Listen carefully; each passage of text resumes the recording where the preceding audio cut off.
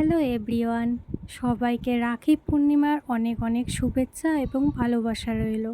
আজ তো রাখি পূর্ণিমা, তার জন্য আমার ভাইকে আর আমার দাদাকে রাখি পরাচ্ছি।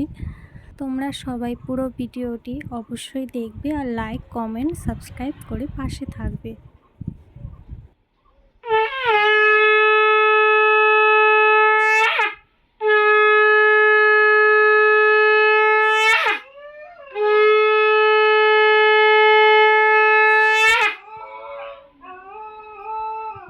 আমাদের বাড়িতে ডগি আছে তো, সেও উলুধ্বনি দিচ্ছে।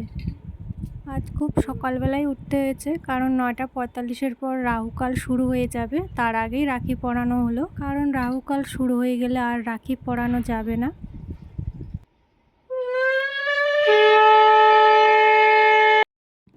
এখন আমি দাদাকে রাখি পরাচ্ছি। এটা আমার দাদাও শ্বশুরবাড়ি যাবে বৌদিকে নিয়ে রাখি পরানোর জন্য, তাই তাড়াহুড়ো করে রাখি পরানো হলো।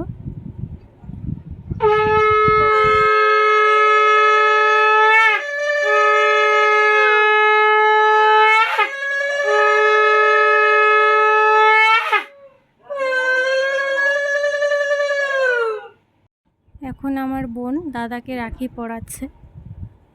আর আজকে সেরকম কিছু বানানো হয়নি, কারণ সকালবেলায় উঠতে হয়েছে আর তাড়াতাড়ি পূর্ণিমা শেষ হয়ে যাবে, তাই কিছুই বানানো হয়নি।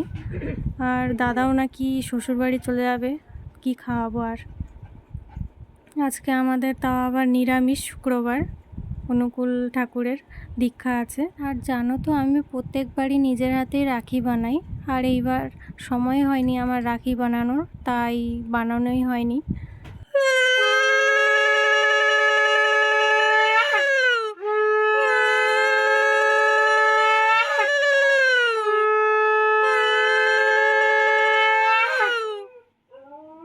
এখন বোন ভাইকে রাখি পরিয়ে দিচ্ছে। আর নিজের হাতের রাখিরগুলো না খুবই ভালো লাগে, বড় বড় হয়, দেখতে সুন্দরই লাগে হাতের মধ্যে। আর কেনা রাখিগুলো ছোট ছোট তো, সেরকম আমার মন ভালো লাগছে না যে এবার বানাইনি।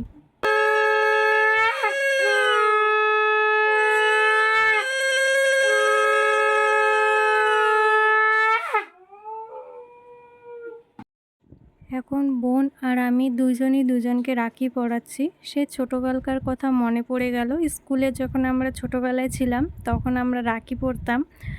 আর মেয়ে বলে কি হয়েছে, মেয়েরাও কিন্তু মেয়েদেরকে রাখি পরাতে পারে। আমরা ছোটোবেলা থেকে এটাই শিখে এসেছি, কারণ ভাইকেই যে রাখি পরানো হবে তা কিন্তু নয়, মেয়েরাও বোনকে রাখি পরাতে পারে, কারণ এটা হলো রক্ষারই একটা প্রতীক বলো। বিপদের সময় যেন রক্ষা করা হয় একে অপরকে, এটার জন্যই করা। তোমরা কে কে এভাবে রাখি পরো অবশ্যই কিন্তু কমেন্ট করে জানাবে। আর আমাদের এখানে অনেকেই এটা মানে, যাদের হলো ভাই নেই তারা বোনকেই দেয়, বা দিদি থাকলে দিদিকেই পরায়। আমাদের রাখি পরা হয়ে গেছে। আর কি গিফট পেলাম দেখাই। এই পার্টস দুটো দাদা দিল, একটা বোনের জন্য আর একটা আমার জন্য। তোমাদের পুরো ভিডিওটি কেমন লাগলো অবশ্যই কমেন্ট করে জানিও।